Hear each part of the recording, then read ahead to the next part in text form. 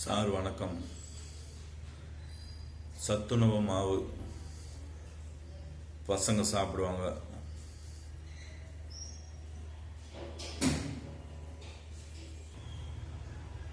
சுத்தமாக அதில் வெல்லமே இல்லை சார். ஒரு குழந்தை சாப்பிட்டு இருந்துச்சு, தூக்கி எரிஞ்சிச்சு. கேட்டேன், என்ன பாப்பா அப்படி தூக்கி எறிஞ்சு? அதை சாப்பிட்டு பாருன்னுச்சு. சாப்பிட்டு பார்த்தேன், சுத்தமாக இனிப்பே கிடையாது. அதில் வெல்லம் மட்டும்தான் இல்லையா, இல்லை வேறு சத்தான உணவும் இல்லையா? இது சரியாக செக் பண்ணுங்க சார். சோறில் உப்பு இல்லைண்டா நம்ம சாப்பிட முடியுமா?